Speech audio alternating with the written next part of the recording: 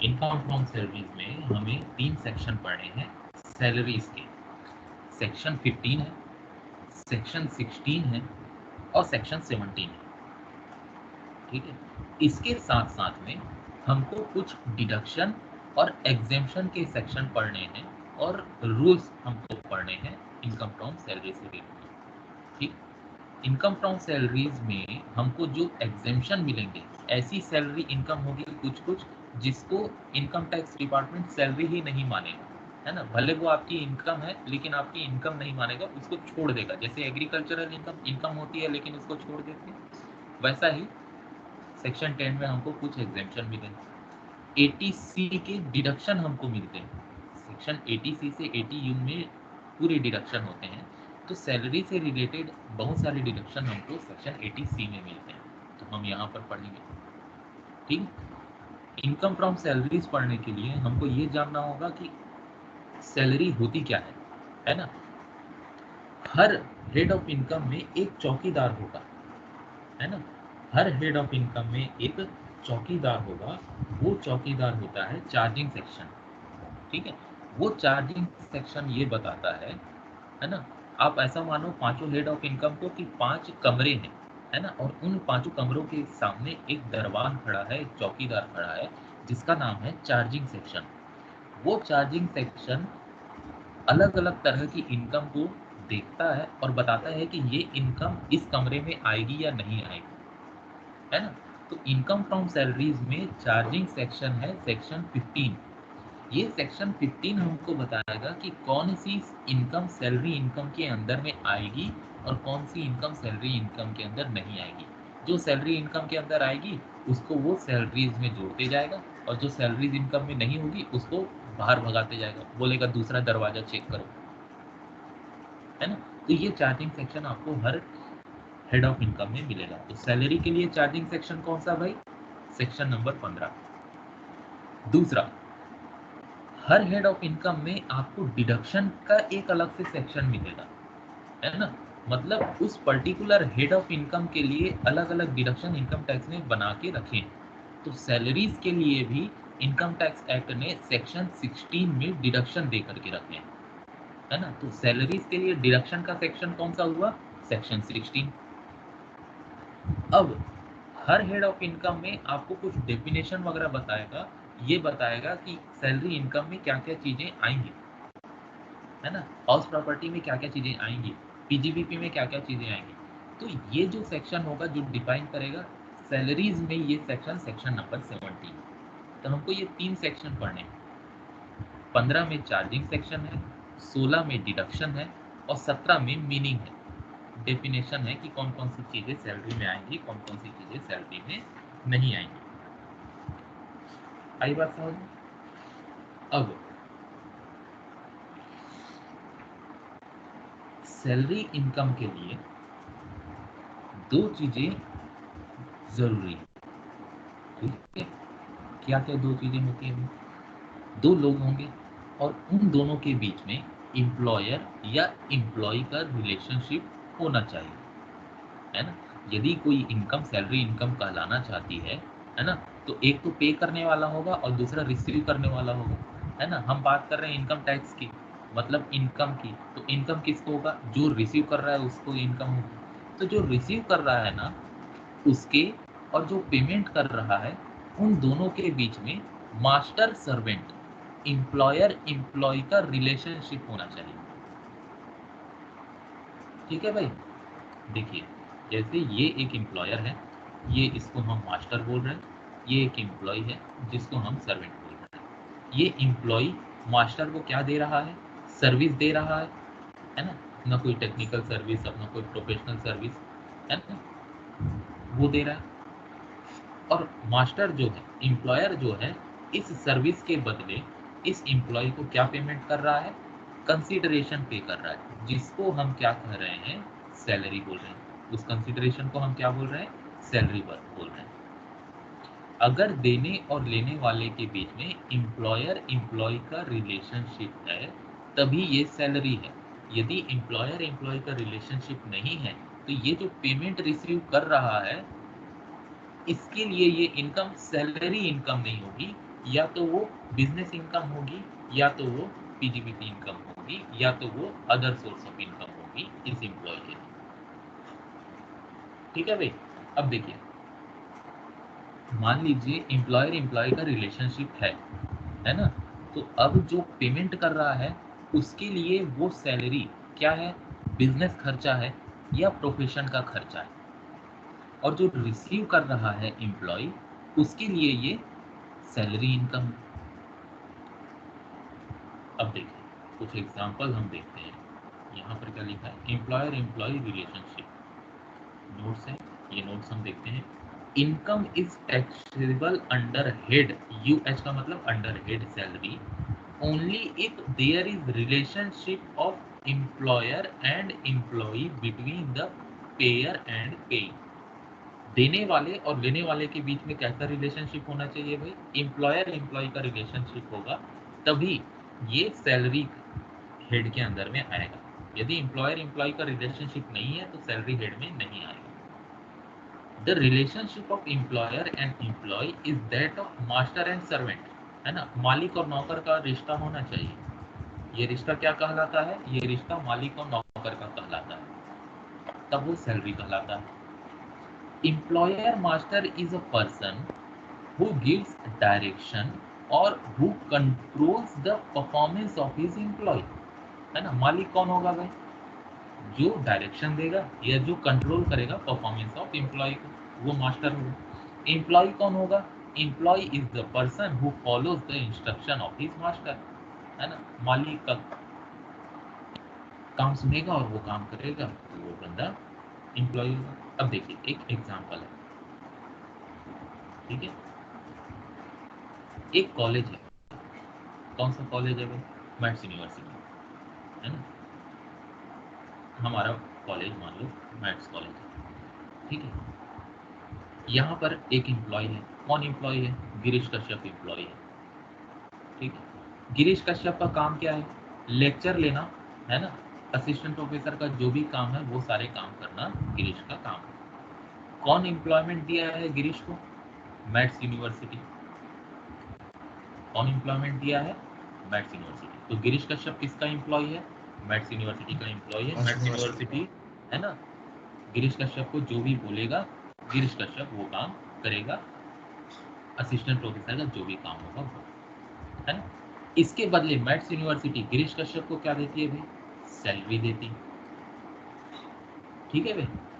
अब गिरीश कश्यप का काम क्या है, क्लास लेना, है ना, टेस्ट वगैरह है तो वो लेना, ठीक, एग्जाम कंडक्ट करवाना, क्वेश्चन पेपर सेट करना, क्वेश्चन पेपर को चेक करना, आंसर शीट को चेक करना, है ना, ये सब गिरीश कश्यप का काम है। अब यहाँ पर एक यूनिवर्सिटी है दूसरी, कौन सी, RSU, रविशंकर यूनिवर्सिटी,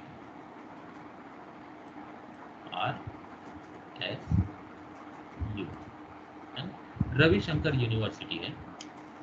उसने मेरे को काम दिया, क्या काम दिया, क्वेश्चन पेपर सेट करने का। रविशंकर यूनिवर्सिटी के बीकॉम के कुछ सब्जेक्ट के क्वेश्चन पेपर सेट करने का काम किसे दिया गया, गिरीश कश्यप को दिया गया। अब गिरीश कश्यप ने क्या किया, वो क्वेश्चन पेपर वगैरह सेट किया और बढ़िया से बना करके यूनिवर्सिटी को भेज दिया, और रविशंकर यूनिवर्सिटी ने गिरीश कश्यप को क्या कर दिया, पेमेंट किया, है ना, कि भैया आपने क्वेश्चन पेपर बनाया है, ये लीजिए आपका पेमेंट, ठीक है। टू सेट क्वेश्चन पेपर और चेक आंसर शीट, ये काम रविशंकर यूनिवर्सिटी ने गिरीश कश्यप को दिया, और उसके बदले में इस यूनिवर्सिटी ने कंसिडरेशन पे किया है गिरीश कश्यप, है ना। अब देखिए गिरीश कश्यप को इस पर्टिकुलर महीने में दो तरह की इनकम हुई है, कौन कौन सी, एक तो मैथ्स यूनिवर्सिटी ने पेमेंट किया है और एक रविशंकर यूनिवर्सिटी ने पेमेंट किया है। अब बताइए कौन सी इनकम को मैं सैलरी इनकम मानूंगा और कौन सी इनकम को सैलरी इनकम नहीं मानूंगा। मैथ्स यूनिवर्सिटी वाली जो मैथ्स सैलरी यूनिवर्सिटी से मिली वो हाँ, मैथ्स होगी यूनिवर्सिटी और से रविशंकर से हाँ सही सही, मैथ्स यूनिवर्सिटी से जो भी पैसा मुझे मिलेगा वो मेरी सैलरी कहलाएगी। क्यों, क्योंकि मैथ्स यूनिवर्सिटी और मेरे बीच कैसा रिलेशनशिप है, एम्प्लॉयर एम्प्लॉय का एम्प्लॉयर रिलेशनशिप एम्प्लॉय। है ना। और रविशंकर से जो मेरे को इनकम रिसीव होगी वो मेरी सैलरी इनकम नहीं होगी। वो किस तरह की इनकम होगी भाई? मेरी अदर सोर्स ऑफ इनकम होगी, है ना? क्यों? क्योंकि रविशंकर और मेरे बीच एम्प्लॉयर एम्प्लॉय का रिलेशनशिप नहीं है। ठीक है भाई? तो यहाँ दो चीजें हैं। यदि कॉन्ट्रैक्ट ऑफ सर्विस है तो वो सैलरी है, और कॉन्ट्रैक्ट फॉर सर्विस है तो वो इनकम फ्रॉम अदर सोर्स है। मैथ्स यूनिवर्सिटी के साथ मेरा कैसा कॉन्ट्रैक्ट है? Contract of service. Contract of service. और रविशंकर यूनिवर्सिटी के साथ क्या है? कॉन्ट्रैक्ट फॉर सर्विस है, तो वो अदर सोर्स ऑफ इनकम में आएगा, है ना? तो for employee employer relationship there must be contract of service. In case of contract of service, the employee is bound to work for employer, है ना? कॉन्ट्रैक्ट ऑफ सर्विस में मैं bound हूँ कि मैथ्स यूनिवर्सिटी जो काम मुझे देगा, है ना, असिस्टेंट प्रोफेसर वाले, तो वो सारे काम मेरे को करने ही पड़ेंगे, है ना? मैं मना नहीं कर सकता। लेकिन रविशंकर यूनिवर्सिटी यदि मुझे कोई काम देता है ना, तो मैं या तो उसे एक्सेप्ट कर सकता हूँ या तो उसे एक्सेप्ट नहीं कर सकता, है ना? वो मेरे ऊपर है। तो वो कॉन्ट्रैक्ट फॉर सर्विस कहलाएगा। आई बात समझ रहे हैं? अब आगे क्या है? In case of contract for service, a person offer his services to anyone who is willing to pay his charges, है ना? जो मुझे पे करना चाहेगा मैं उसे सर्विस दूंगा, दूंगा नहीं, ये मेरे ऊपर है, तो वो कॉन्ट्रैक्ट फॉर सर्विस कहलाएगा। Instances where employer-employee relationship exist and does not exist. कुछ ऐसे केसेस देखेंगे जहां पर एम्प्लॉयर एम्प्लॉय रिलेशनशिप हमको लगता है लेकिन एक्चुअल में वो होता नहीं है, नहीं लगता है लेकिन एक्चुअल में होता है। तो कहाँ कहाँ पर एम्प्लॉयर एम्प्लॉय का रिलेशनशिप एग्जिस्ट कर रहा है, कहाँ कहाँ पर एग्जिस्ट नहीं कर रहा है, ये कुछ एक सिचुएशन हम देखते हैं। ठीक है भाई? देखिए, मेंबर ऑफ पार्लियामेंट, है ना, जो एमपी होते हैं, पार्लियामेंट के जो मेंबर होते हैं, या मेंबर ऑफ लेजिस्लेटिव, विधानसभा, लोकसभा, राज्यसभा, ये असेंबली के जो एमएलए होते हैं, ये एम्प्लॉय नहीं होते गवर्नमेंट के। तो एम्प्लॉय नहीं होते तो क्या होते हैं? ये रिप्रेजेंटेटिव होते हैं पब्लिक के। एमएलए, एमपी, इन सब को गवर्नमेंट एम्प्लॉयमेंट देती है? एम्प्लॉयमेंट नहीं देती। वो चुनाव में लोगों के द्वारा चुनकर गए हुए प्रतिनिधि होते हैं, है ना? लेकिन जितने भी एमएलए हैं, एमपीज हैं, इन सबको सैलरी और अलाउंसेस मिलता है भाई। मिलता है या नहीं मिलता? सैलरी मिलती है, पेंशन मिलता है, अलाउंसेस का मतलब कार मिलती है, डीजल मिलता है, गैस मिलता है, नौकर चाकर मिलते हैं, सब मिलते हैं, है ना? जितने भी विधायक होते हैं सबको। तो क्या उनको ये सारी चीजें जो रिसीव हो रही है गवर्नमेंट के द्वारा, उसे सैलरी माना जाएगा या नहीं माना जाएगा? तो इनकम टैक्स क्या बोलता है? नहीं। Therefore, salary allowances received by them are not taxable under head salary. It will be taxable under head income from other sources. क्यों भाई? क्योंकि गवर्नमेंट और एम्प्लॉयर एम्प्लॉय का एमपी रिलेशन। एमएलए के बीच एम्प्लॉयर एम्प्लॉय का रिलेशनशिप नहीं होता है। ठीक है? भले उनको सैलरी के नाम से मिल रहा है लेकिन वो सैलरी इनकम में नहीं आएगा। क्यों नहीं आएगा? एम्प्लॉयर एम्प्लॉय का रिलेशनशिप नहीं है। ठीक है भाई?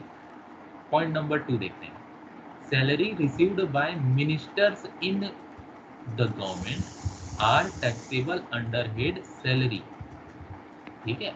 जो मंत्री होते हैं ना, जैसे वो मंत्री जिनको मंत्रालय सौंपा जाता है, मंत्रालय सौंपा जाता है मतलब रेलवे मंत्रालय किसी को सौंप दिया, ठीक है, आबकारी विभाग किसी को सौंप दिया, वित्त विभाग किसी को सौंप दिया, सूचना एवं प्रौद्योगिकी मंत्रालय किसी को सौंप दिया गया, महिला बाल विकास मंत्रालय किसी को सौंप दिया गया, है ना?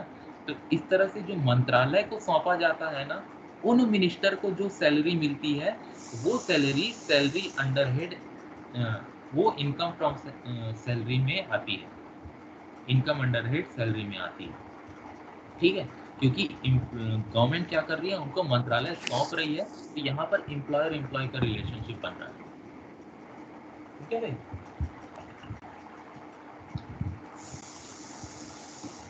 अब थर्ड सर। पॉइंट क्या? हाँ जी। सर दीप्तांशु सर कनेक्ट करने के लिए बोल रहे हैं। अच्छा हाँ, क्लास का समय हो गया, सॉरी सर। चलिए मैं अभी क्लास खत्म कर रहा हूँ, पहले अटेंडेंस डाउनलोड कर लेता हूँ।